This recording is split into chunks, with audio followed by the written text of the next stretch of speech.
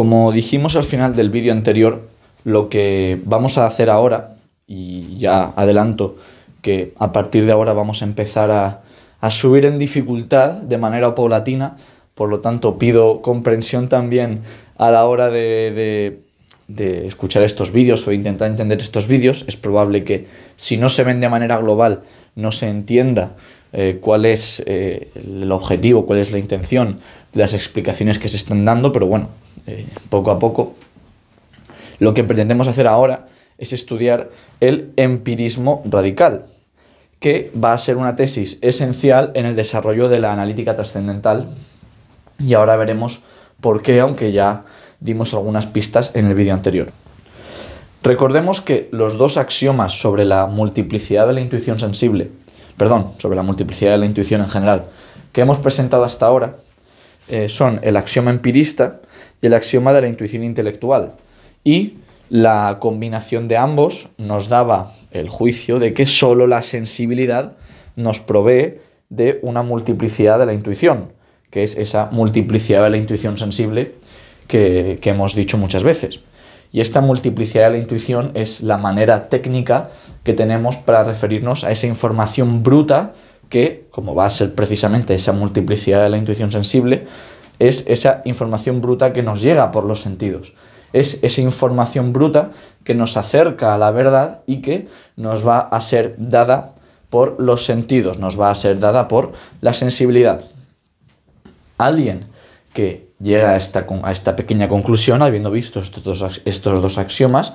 puede realizarse la legítima pregunta de si la mera sensibilidad puede dotarnos de una noción de objetividad. O dicho de otra manera, si la mera sensibilidad puede ser la condición suficiente, no solamente necesaria, sino la condición suficiente para la posibilidad de la cognición de objetos, que recordemos que es el objetivo de la filosofía trascendental, que en muchos contextos, en lugar de decir todo el rato la posibilidad de la cognición de objetos o la posibilidad de la cognición de física y matemáticas, también diremos la posibilidad de una noción de objetividad. O sea, todo eso no son estrictamente sinónimos, pero sí que son un poco el horizonte que se marca la filosofía trascendental. Entonces, alguien que llegue a estos dos axiomas, por un camino o por otro, puede plantearse la legítima pregunta de si la sensibilidad es condición no solo necesaria, que ya hemos visto que de alguna manera parece serlo para esa referencia a las cosas, no solo necesaria, sino suficiente para esta noción de objetividad. Y como uno se puede imaginar, si la mera sensibilidad fuese la condición suficiente, la analítica trascendental carecería de sentido como facultad, como parte de la doctrina trascendental de los elementos, y por lo tanto habríamos acabado nuestro estudio de la analítica trascendental. Las cosas no van a ser tan fáciles y es precisamente por eso que tenemos que estudiar en detalle esto del empirismo radical, a ver a dónde nos lleva.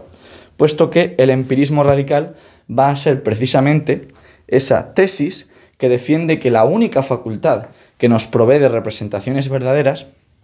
es la sensibilidad. O sea, el empirismo radical no es más que la respuesta afirmativa a la pregunta que habíamos hecho antes, de si puede la mera sensibilidad dotarnos de una noción de objetividad. Pues bueno, el empirista radical diría que sí, o que por lo menos la mera sensibilidad es la única facultad que considera como cercana a la verdad, que considera como estrictamente facultad trascendental, que nos provee de representaciones verdaderas, que como no se puede imaginar, va a ser esa multiplicidad de la intuición sensible, y ahora veremos las consecuencias que tiene eso.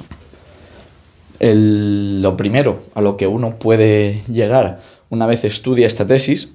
es que la noción de verdad empirista que se deduce de este empirismo radical solo es verdad de lo que tengo sensación, solo es verdad lo que me llega por los sentidos estrictamente. Y bueno, esto es simplemente un pequeño corolario de esta tesis. Si esta tesis fuese verdad, entonces eso de que solamente es verdad lo que tengo sensación sería de alguna manera otra manera de expresar lo mismo, ¿no? Y también es importante recalcar que empirismo radical no es lo mismo que axioma empirista. O dicho de otra manera, no todo empirista es un empirista radical. aunque sí que es cierto que todo empirista radical es empirista. O sea, todo empirista radical, si definimos empirista como aquella persona que acepta el axioma empirista, entonces todo empirista radical es empirista porque acepta el axioma empirista, acepta que la sensibilidad nos provee de una multiplicidad de la intuición. Pero no necesariamente toda persona que acepte el axioma empirista, o sea, toda persona que acepte que la multiplicidad de la intuición nos es provista por la sensibilidad, tiene que aceptar el empirismo radical. El empirismo radical es una tesis fuerte o es un empirismo fuerte, mientras que el axioma empirista per se, de manera aislada, sería un empirismo un poquito más débil, no tendría tantas consecuencias como el empirismo radical. Y esto es lo que podemos decir, que el empirismo radical es el axioma empirista y algo más. Ese algo más es precisamente la tesis que hemos expuesto aquí. Entonces, a modo de pequeño esquema, en el empirismo radical el sujeto trascendental está compuesto, como hemos dicho muchas veces, por sensibilidad e entendimiento. La sensibilidad nos va a proveer de esa multiplicidad de la intuición sensible, y el entendimiento lo he puesto entre paréntesis porque, estrictamente hablando, lo tienen que poner ahí de alguna manera. El entendimiento al final es ese pensamiento que bueno, pues simplemente para poder emitir juicios es necesario, y para la propia lógica, para poder pensar en cosas, va a ser necesario. Para poder siquiera pensar que el empirismo radical es verdad, pues hay que aceptar el entendimiento de alguna manera, pero no va a tener el rol que uno podría pensar en cualquier otro sistema filosófico, como por ejemplo en el sistema filosófico que pudiese desarrollar un racionalista o un dogmático, ya que en una tesis empirista radical el entendimiento se limita a la mera unificación analítica de la percepción que discutimos en el vídeo anterior sobre el axioma de la intuición intelectual y sobre el entendimiento discursivo. O sea, el entendimiento tiene un mero uso analítico y no sintético, pero bueno, técnicamente está ahí, aunque sea como esa lógica universal y como esas concepciones abstractas que están ahí, que no juegan ningún rol a la hora de acercarnos a la verdad, si lo quieren ver así, pero que técnicamente pues está ahí. Pero realmente lo que el empirista remarca, a lo que el empirista da importancia, es a la sensibilidad. Esto más adelante veremos que va a dar lugar al tenedor de Hume, pero no adelantemos acontecimientos, vayamos primero a cómo voy a estructurar lo que se viene a partir de ahora en este vídeo, ya que vamos a estudiar las consecuencias del empirismo radical. Las consecuencias del empirismo radical vienen a ser un juicio hipotético, en el cual decimos, si el empirismo radical es verdadero, entonces todas estas consecuencias que he escrito aquí pues van a ser verdaderas. Y por eso he puesto 1 más 2 más 3 más 4 más 5.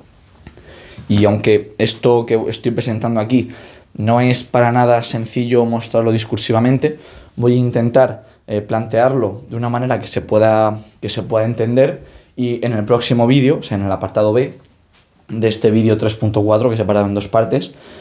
vamos a estudiar discursivamente cómo armamos este argumento de una manera que sea discursivamente más convincente. En este vídeo solamente vamos a plantear esas consecuencias para que se vean, para que ustedes sean conscientes de ellas. Y estas 5 consecuencias las he estructurado, aunque se pueden estructurar de muchas maneras. Son simplemente ejemplos que se me han ocurrido. Al final lo que pretendemos hacer aquí es algo así como un argumento de reducción al absurdo, y por lo tanto, con que se coja un ejemplo que una persona pueda decir que ya muestra la falsedad del empirismo radical, ya que la consecuencia del empirismo radical lleva a un absurdo, ya se habría mostrado la falsedad del empirismo radical, pero bueno, yo muestro varios ejemplos para que la gente se haga una idea de los problemas que tiene el empirismo radical. Y la cuestión no es que el empirismo radical dé lugar a uno de estos ejemplos, sino que da lugar a todos ellos, e incluso más que se me pueden ocurrir, pero que al final el vídeo pretende dar ejemplos que puedan resultar paradigmáticos, ¿no? Y estos son el problema de la existencia de los objetos, el problema de la causalidad, el problema del orden temporal objetivo, el problema de la sustancialidad y el problema de las matemáticas. Vamos a ir uno a uno a ver qué consecuencias tiene el empirismo radical con cada uno de ellos. En primer lugar, vamos a ver lo que ocurre con la existencia de objetos bajo esta tesis del empirismo radical. Supongamos que tengo un sueño en el que tengo la intuición de un unicornio, en el cual tengo la imagen de un unicornio en mi imaginación. Y por lo tanto, pues veo ahí su figura, podría incluso escuchar los sonidos que emite, podría incluso tener la sensación de tocar su pelaje. La pregunta aquí es, ¿existe actualmente o efectivamente el unicornio de manera objetiva o es mi mera imaginación? Pues bueno, probablemente muchos de ustedes digan que el unicornio, si estamos diciendo que es en un sueño, pues evidentemente no existe, es mera imaginación, en tanto en cuanto es una imaginación que no se corresponde con un objeto real o un objeto actual. El problema es el siguiente: en una situación en la cual el empirismo radical es verdadero, lo único que nos puede proveer de representaciones verdaderas es la sensibilidad. Y bueno, en este caso, si tenemos la imagen del unicornio, si tenemos realmente una representación intuitiva del unicornio, esa multiplicidad de la intuición de algo así como un cuerno, como la sensación de tacto de pelaje, como el sonido del unicornio y el movimiento del unicornio, si lo quieren ver así, pues técnicamente sí que podemos decir que es verdadero el unicornio, en el sentido de que no hay más grados a los que se puede alcanzar esa verdad. La única verdad que podemos considerar es la que tiene que ver con la sensación, es la que tiene que ver con los sentidos, con la sensibilidad. Por lo tanto, en este caso, no queda otra que aceptar que el unicornio, de alguna manera, tiene que existir, o por lo menos existe en el mismo grado que existen el resto de cosas del universo. Es lo que, en términos de George Berkeley, el filósofo idealista, podríamos llamar un esse est percipi. Ser es ser percibido. Considero que algo existe cuando lo puedo percibir por los sentidos. Así que la existencia objetiva, entendiendo aquí objetiva como distinción entre lo que es mera imaginación y lo que es algo que realmente está ahí y que se diferencia de una ilusión, una alucinación, un sueño, una revelación o algo así, esa existencia objetiva es un dogma para un empirista radical, es algo que realmente no pertenece a la mera sensibilidad y por lo tanto un empirista radical no puede considerar como una distinción válida. Lo único que un empirista radical puede considerar es sensación y ausencia de sensación. El unicornio está ahí, en el sueño existe, y cuando me despierto, como lo dejo de percibir por los sentidos,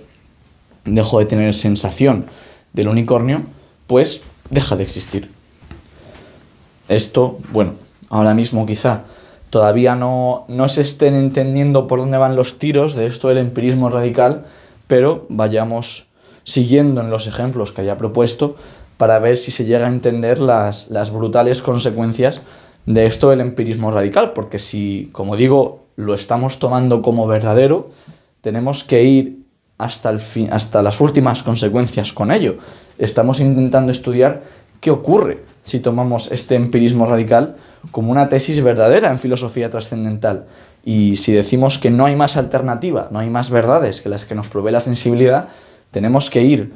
sin introducir, tenemos que ir a la experiencia, tenemos que ir a casos particulares sin introducir ningún elemento que no venga estrictamente dado por esa sensibilidad. Y otro caso, que es bastante paradigmático, puesto que es el caso que David Hume expuso y que además de alguna manera dio lugar a la filosofía trascendental en términos históricos, o por lo menos le fue el caso que a Kant le hizo despertar de su sueño dogmático, es el de la causalidad. Supongamos que observamos dos bolas colisionar. En el evento 1, o sea, en el tiempo 1, tenemos dos bolas que se acercan la una a la otra, y en el tiempo 2 tenemos dos bolas que se separan, y entre medias pues se ha escuchado un sonido de lo que llamaríamos un choque. Y la pregunta que se haría alguien como nosotros, que estamos estudiando qué tipo de representaciones vienen dadas o no por la sensibilidad, es si el evento 1 causó al evento 2. Y la respuesta es que un empirista radical diría que, bueno, él puede ver las bolas, él puede puede escuchar el sonido de lo que la gente denomina un choque, puede ver que las bolas se acercan o se alejan, en cierta medida, pero no puede ver que el evento 2 esté causado por el evento 1. Y aquí destaco que no estoy hablando de ver, escuchar, de sentir simplemente la causa concreta de que el choque se haya producido por una serie de interacciones, dinámicas, una serie de leyes, como puedan ser las leyes del movimiento de Newton, las leyes de movimiento de Einstein, las leyes de movimiento de la mecánica cuántica. Lo que estamos diciendo aquí es que la propia noción de causalidad, de que haya una causa que se pueda describir por medio de una ley, esa propia noción de causalidad no se está viendo, no se está observando, no se está escuchando. No hay ninguna sensación, no hay ninguna representación sensible que corresponda con esa noción de causalidad, con esa noción de que el evento 2 sigue al evento 1 de acuerdo a una regla que denominamos pues la causa, que el evento 2 causa, perdón, que el evento 1 causa el evento 2, que el evento 2 sigue al evento 1 como efecto de una causa. Por lo tanto, para un empirista radical, la causalidad no es una representación verdadera. No hay ninguna evidencia empírica de la causalidad. La causalidad es un dogma del cual no se tiene ninguna evidencia, que se incluye de manera tramposa, por medio del entendimiento. El entendimiento está introduciendo una representación que sensiblemente no podemos observar, no podemos sentir, y por lo tanto, para un empirista radical, es un dogma. Y las consecuencias que tiene esto, como uno se puede imaginar, es que toda la física, que depende de causalidades para formular leyes de la física, para realizar predicciones en las que se presupone que hay unas causas que podemos estudiar y con las que podemos predecir el futuro, toda la física es un dogma, no tiene ninguna justificación, no hay nada que nos permita concluir que el evento 2 o un evento que sucede a otro evento es causado por el evento anterior. Que existan leyes causales, que exista un mecanicismo en el universo, como podían entenderlo los físicos del siglo XVIII y XIX, o, en términos modernos, que haya un determinismo en el universo, es un mero dogma, porque no se observa, no se siente en la sensibilidad, no hay ningún tipo de evidencia de esa causalidad. Y esto, como digo, es simplemente intentar concluir, intentar ser coherentes con la tesis del empirismo, con las tesis del empirismo radical. No estamos diciendo que eso sea lo que diga la filosofía trascendental, sino que si aceptásemos las tesis del empirismo radical, entonces tendríamos que concluir esto, igual que en el apartado anterior tuvimos que concluir que todo lo que tenía que ver con existencia y no existencia tenía que vincularse necesariamente con sensación y no sensación, puesto que no hay más representaciones sensibles a las que podamos acudir para entender eso de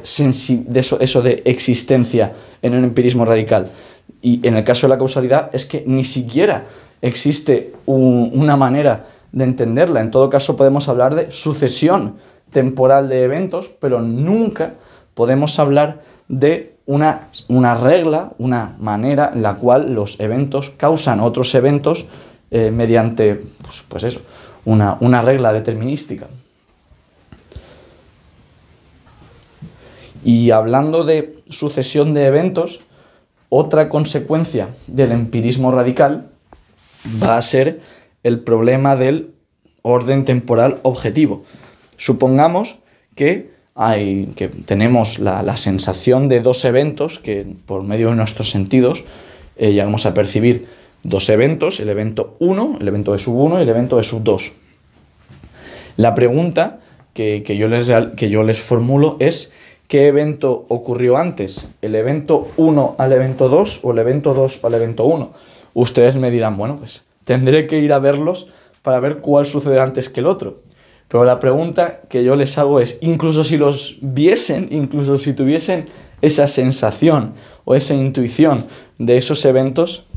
¿serían ustedes capaces de decirme cuál ocurre antes que el otro? Y no digo cuál ponen antes que el otro, porque yo ya sé que uno puede imaginarse el evento 1 anterior al evento 2 o el evento 2 anterior al evento 1. La cuestión no es cómo se los puede imaginar, sino cuál es el que ocurre realmente antes que el otro. O dicho de otra manera, cuál es el que objetivamente ocurre anterior al otro. Y aquí nos encontramos con otro pequeño problema. Y es que el tiempo, recordemos, no se puede sentir. El tiempo no es una sensación. El tiempo no tiene una sensación del tiempo. Quiero decir, no estoy diciendo que el tiempo como morfé no pueda ser parte de una intuición que contenga sensación, sino que el tiempo en sí no se puede percibir, el tiempo en sí no se puede sentir. Es la forma pura que dijimos en la estética trascendental.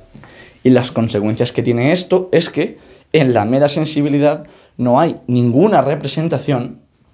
que nos diga cuál de estos dos eventos sucede objetivamente antes. Otra cosa es que uno en la memoria, que al final es esa imaginación de eventos que se entiende han sucedido anteriormente, de eventos de los que hemos tenido alguna sensación,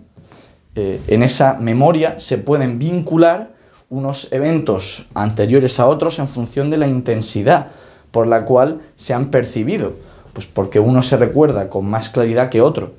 Pero esto es una mera cuestión subjetiva, que algo se recuerde de manera más nítida no significa que sea lo que ha ocurrido antes. Lo que pasa es que es el arma de último recurso al que tenemos que acceder para poder intentar explicar qué suceso o qué evento ocurre antes que el otro.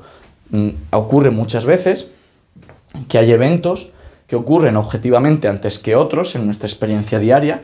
y que recordamos con más nitidez que eventos que han ocurrido recientemente. Y esto, un caso un caso particular que podrían imaginarse, es el de las personas que padecen Alzheimer o que padecen enfermedades del tipo neurodegenerativo. Y es que tienen recuerdos más nítidos de vivencias muy pasadas que de las vivencias más recientes, de las experiencias más recientes que han tenido.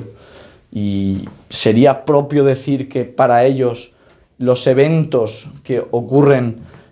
que tienen en su memoria con más nitidez son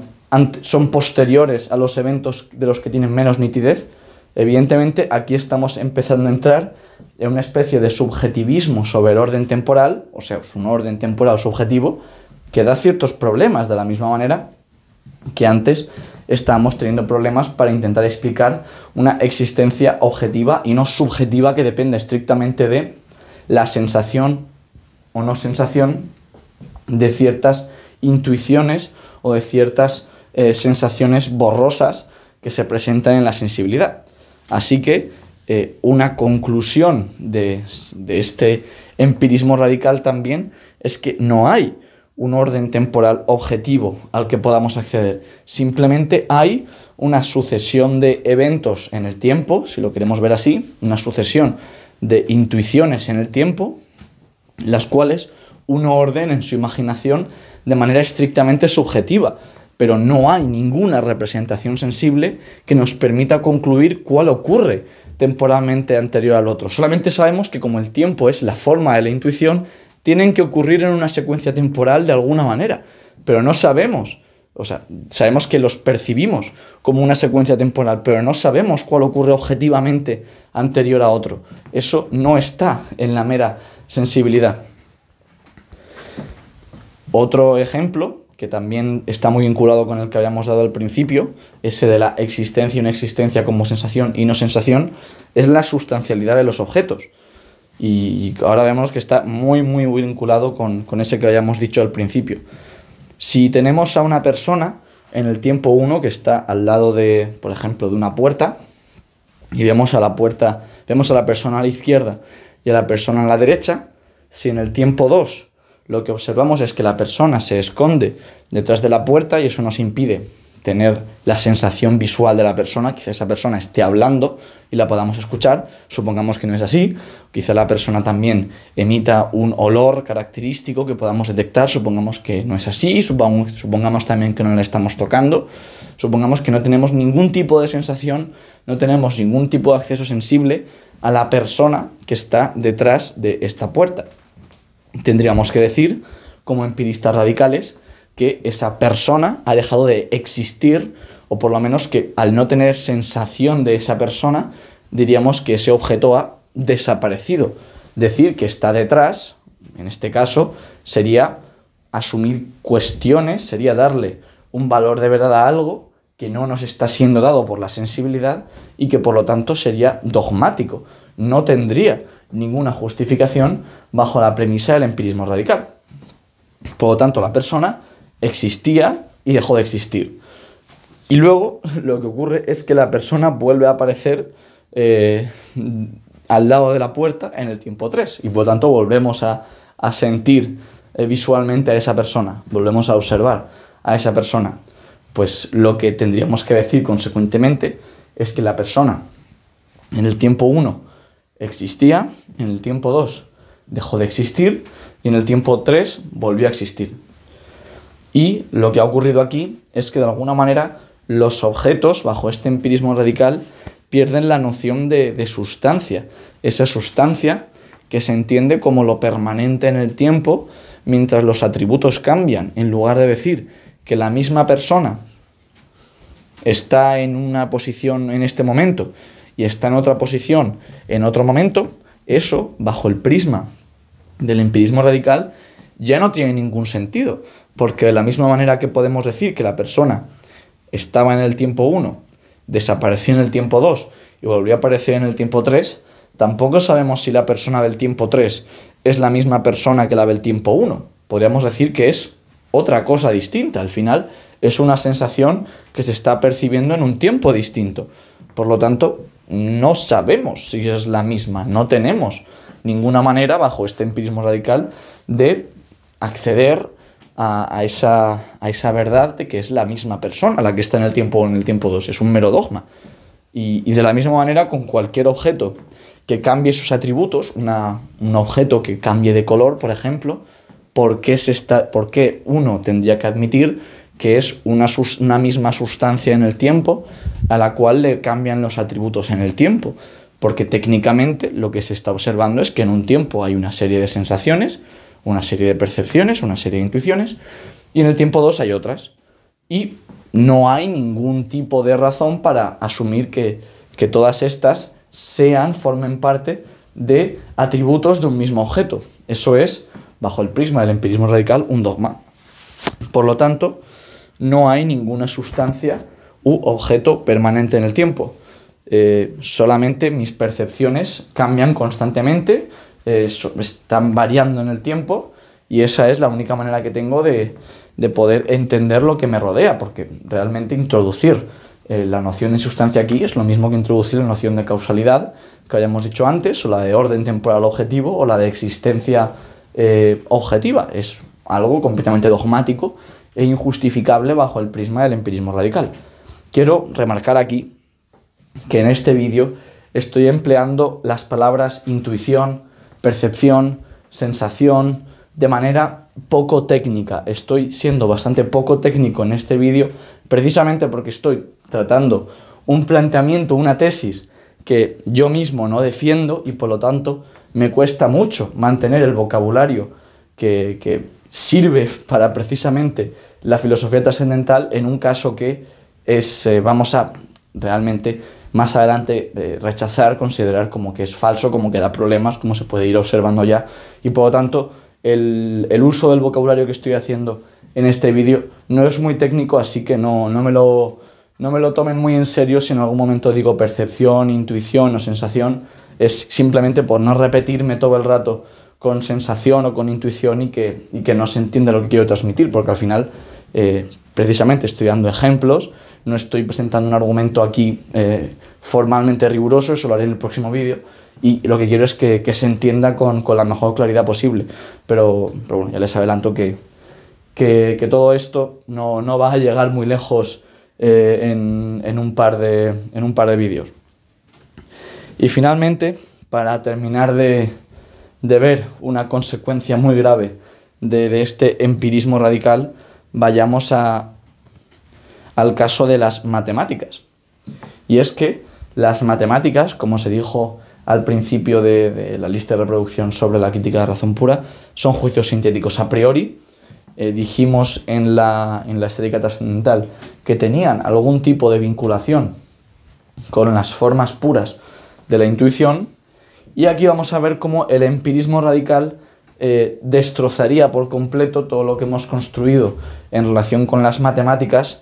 ya que no permitiría que las matemáticas tuviesen esa evidencia, esa autoridad que realmente sí que tienen y que sí que le damos cuando tanto realizamos matemáticas como cuando realizamos física o cuando estamos hablando de nuestra experiencia cotidiana.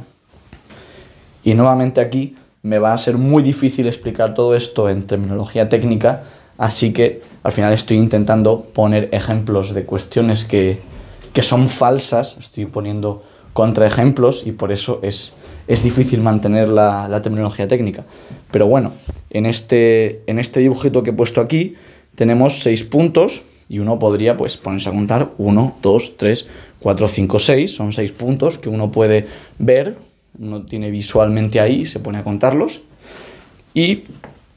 a la derecha lo que tenemos son esos 6 puntos, pero organizados de una manera que uno pueda decir, vale, 6 puntos se pueden colocar de tal manera que son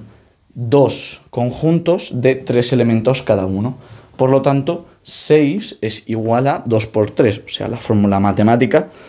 o la identidad matemática de que 6 es igual a 2 por 3. La factorización del número 6. Pues bueno, esto que acabamos de realizar ha sido un experimento, ¿no? Hemos puesto 6 puntos, los hemos contado, hemos comprobado que son 6 y los hemos organizado de tal manera que 6 es igual a 2 por 3 porque esos 6 puntos se pueden organizar en 2 conjuntos de 3 elementos. Sin embargo, cualquier proceso de este estilo, bajo el prisma de un empirista radical, es algo completamente contingente. Pues bueno, pues parece que en este caso ha funcionado esta estrategia, hemos podido 6 puntos colocarlos de tal manera que se puedan equiparar con 2 conjuntos de 3 elementos, pero realmente en la sensibilidad no hay nada que me permita concluir que 6 sea igual a 2 por 3 in abstracto. Simplemente, en todo caso, el juicio que uno podría formular, que ya diría que es incluso difícil después de todas las consideraciones que hemos hecho, pero todavía uno podría considerar un juicio que fuese algo así, como que yo tengo 6 piedras y esas 6 piedras las puedo organizar en 2 conjuntos de 3 elementos. Pues bueno, eso sería en todo caso un juicio sintético a posteriori que una persona ha realizado sobre esos elementos, esas piedras, pero uno no sabe si realizarlo con dedos, con hojas o con vasos de agua, si fuese a cumplir, porque no tiene ninguna garantía, en la sensibilidad no hay nada que diga que 6 sea igual a 2 por 3. Eso en todo caso es una especie de regla empírica que se ha establecido, pero que no hay ninguna garantía que eso se vaya a cumplir. Y bueno, pues esto haría que las matemáticas perdiesen su certeza apodíctica y su universalidad. Y eso es un problema. Eso evidentemente es un problema, porque las matemáticas sí que parece que nos dan información que es algo más que simplemente he hecho un experimento, me ha salido bien este número de veces. Parece que sí que tienen esa certeza apodíctica, que son juicios sintéticos a priori, y fíjense si tienen certeza a priori, que durante mucho tiempo se han considerado como juicios analíticos a priori. O sea que incluso algunos matemáticos estarían dispuestos a hacerlos pasar por juicios analíticos para que sean a priori antes que por juicios sintéticos a posteriori. Ya veremos por qué esto da problemas, si no se han dado cuenta ustedes ya, pero vayamos a otro ejemplo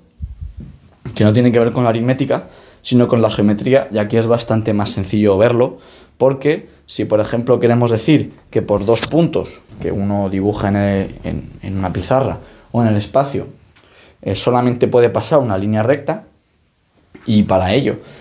dibujamos dos puntos y hacemos pasar una línea recta por ahí, eso para un empirista radical no es ninguna justificación de tal juicio, ya que para poder decir que solamente puede pasar una línea recta, primero habría que dibujar todos los puntos posibles en el espacio, ya que no hay ninguna información que se pueda obtener que esté fuera de la mera sensibilidad, y por lo tanto habría que efectivamente dibujar los puntos y mostrar que ninguna línea recta distinta de esta línea recta que se ha dibujado es posible, lo cual empíricamente está complicado. En todo caso puedo mostrar que una línea recta es posible. Ahora bien, pero ¿cómo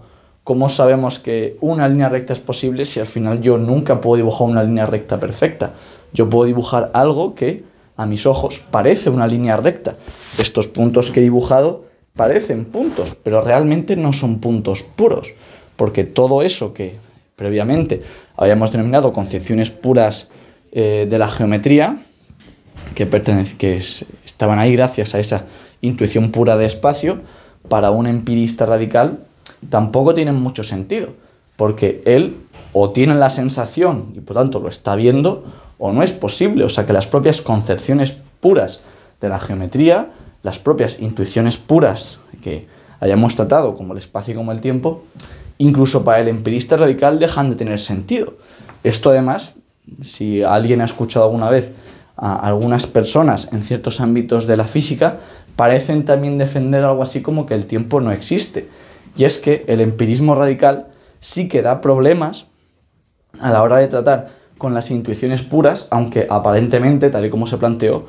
pues esas intuiciones puras forman parte de la sensibilidad y ya está. Hay algunas otras consideraciones a realizar que haremos un poquito más adelante. Ya dije que las intuiciones puras no era tan fácil entenderlas con esa mera sensibilidad, pero ya voy adelantando que las matemáticas, bajo la tesis del empirismo radical, dejan de ser a priori. Como estaba intentando relatar con estos dos ejemplos, las matemáticas se convertirían en un dogma.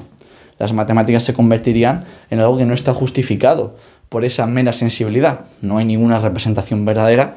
en la sensibilidad que podamos decir que nos da esos juicios de las matemáticas. Y bueno, estos ejemplos que he puesto son difíciles, yo creo, de entender y de asimilar, por lo tanto,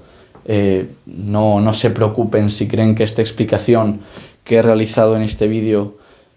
ha sido muy difícil. Ya les adelanto que es una cuestión muy delicada esta que estoy haciendo, y precisamente es esta cuestión y no otra la que nos va a motivar para poder seguir adelante en nuestro estudio de la filosofía trascendental, ya que las conclusiones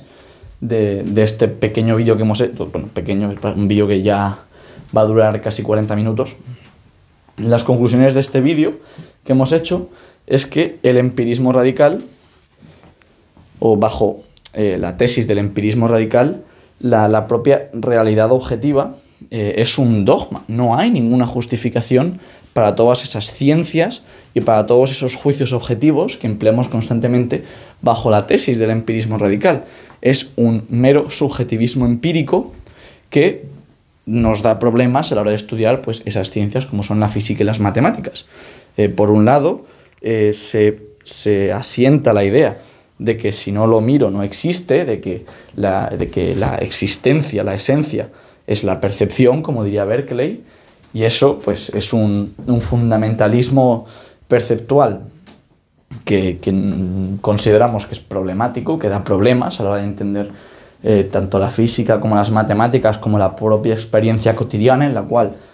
asumimos la existencia de cosas, la existencia de objetos a los que no tenemos acceso perceptual, de los cuales no estamos teniendo una intuición constante en todo momento. Por otro lado, la causalidad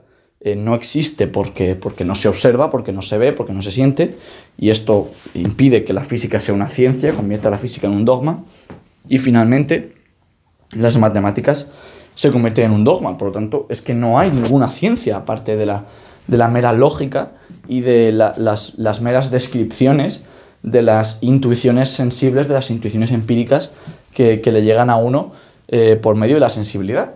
Y bueno, pues esto de alguna manera serían las consecuencias de este empirismo radical, que consideramos que son consecuencias no deseables por cualquier modelo, por cualquier sistema de filosofía trascendental, y que por lo tanto nos van a llevar a negar el empirismo radical como una tesis válida en la filosofía trascendental. Pero las cosas no son tan fáciles. El empirismo radical, como os había presentado al principio de este vídeo, quizás muchos de ustedes lo hubiesen aceptado como verdadero, quizá a estas alturas no, y lo que significa es que ahí hay algo que no se está teniendo en cuenta, algo que merece la pena ser explicitado y que nos está haciendo pensar que el empirismo radical, de alguna manera, algo de verdad tiene, o por lo menos no es tan sencillamente refutable, y que si se va a refutar merece la pena estudiar dos veces o analizar en detalle cómo refutarlo, o por lo menos cómo se va a justificar que el empirismo radical no sea verdadero. Esto es lo que vamos a hacer a partir de ahora. Y bueno, en el próximo vídeo simplemente voy a recapitular lo que se ha tratado en este de una manera que sea discursivamente más clara. En este vídeo simplemente daba ejemplos y no estaba empleando tampoco una terminología demasiado técnica.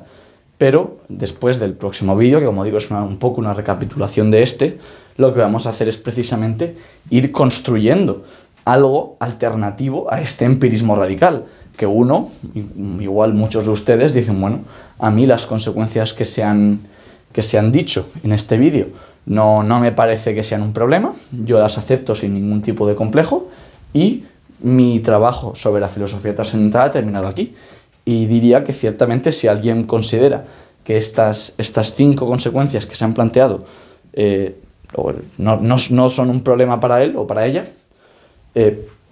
entonces sí, su trabajo o su estudio de la filosofía trascendental aquí habría terminado,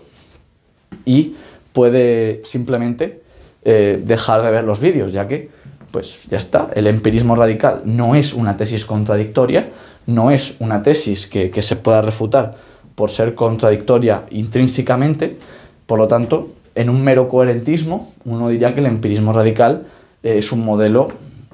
problemáticamente válido. Ahora bien, si realmente nos tomamos en serio esto de la física y las matemáticas, esto de que existen ciencias, esto de que existe una realidad objetiva, no podemos contentarnos con este empirismo radical. Tenemos que hacer algo. Y eso es precisamente lo que la analítica trascendental va a hacer. La analítica trascendental es ese algo que se introduce después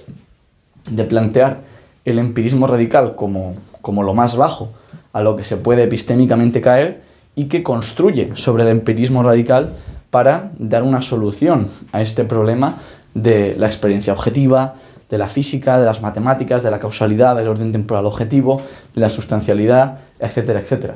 Así que bueno, sin hacerles perder más el tiempo, vamos al próximo vídeo, en el cual vamos a intentar desarrollar con un poco más de claridad discursiva y de tecnicismos esto que hemos discutido en este. Un saludo.